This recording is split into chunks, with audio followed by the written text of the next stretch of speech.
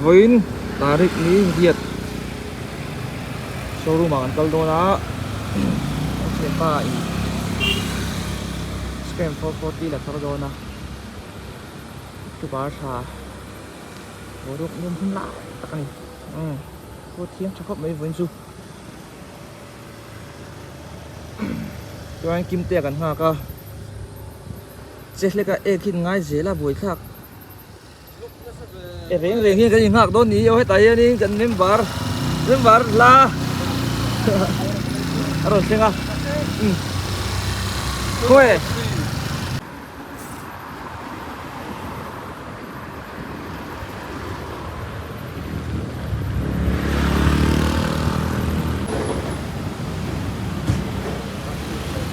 dah utung puya lalu meh service di showroom an sukal tiang filter này tụi cái nó mà không biết cả là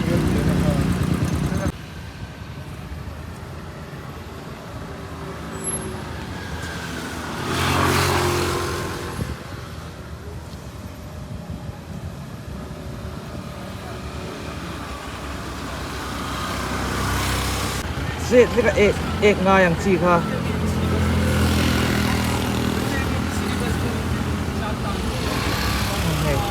Jadi ka nga yang si kaharon sini. Chalo. Ifo kan lo ko.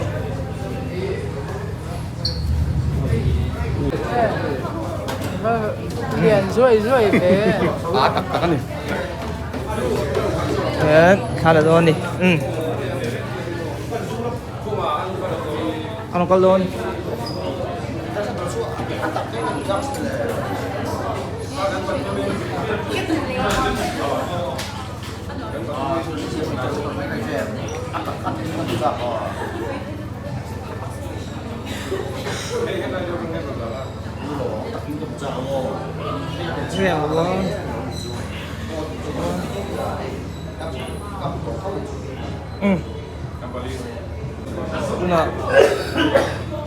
Alas mo ko lang na. Basta simple. Alas mo din. Kasi ano sa akin gamitin ka puro.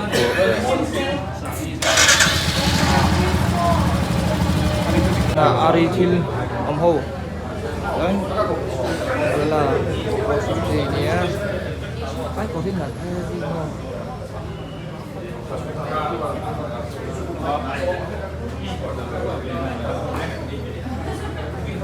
Okay, so.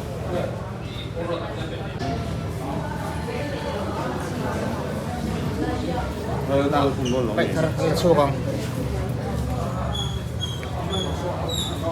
Baik thar.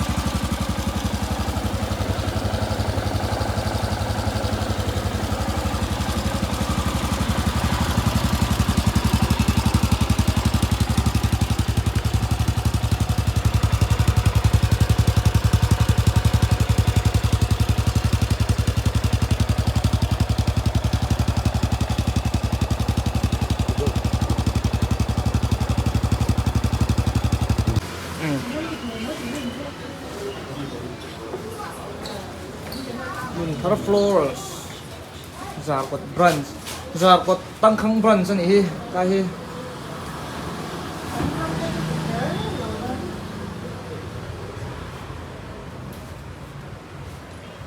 anh đâu đổ cái chuyện đó nha anh nói à contact number karon ta ha lang contact với đó lang về rồi xe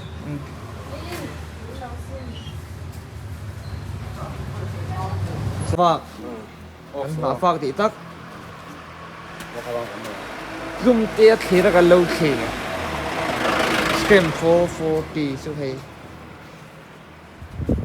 cần viên xuống hoặc nghe dinh về ta anh này tụi ba tuổi lâu lắm lúc đấy xe cắn lốm anh đi anh thì vấp bẹt về cho xin bẹt review cái đây xuống xin nhé cái mà hi con luôn này cái gì á cái acid hay cái này là anh hiếm tập phốt acid hay chú anh original là ban thủy vác ai lâu này thì chú sporty đều hết cả original cái tụi mình cái ban ta ban là khám chín ta riser leh handle bar sang này cái dạng sang ha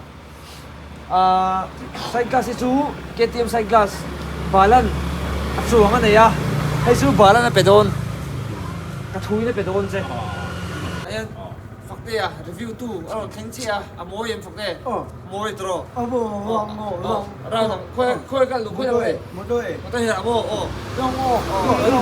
một đôi là câu đua con nó này là chú vị trí đông là phút ta cho anh này à Juan xin tên bộ anh niệm chưa ta Juan có thể tám phút đồng bộ mía bà nhỉ mía bà nhỉ cho cô cái là cô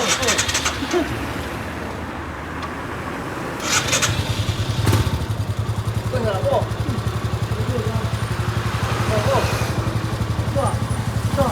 lại cô ra nó thì chú ra nó thì